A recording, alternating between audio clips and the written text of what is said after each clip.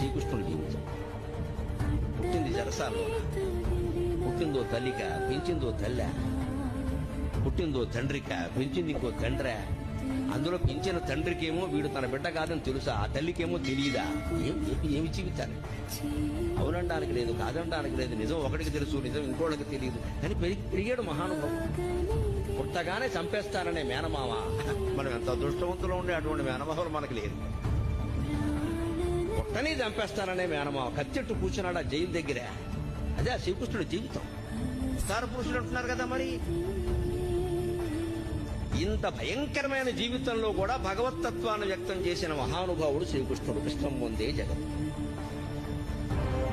పరిత్రాణాయ సాధూనా వినాశాయ చ దుష్కృతా ధర్మ సంస్థాపనార్థాయ సంభవామి యుగే యుగే.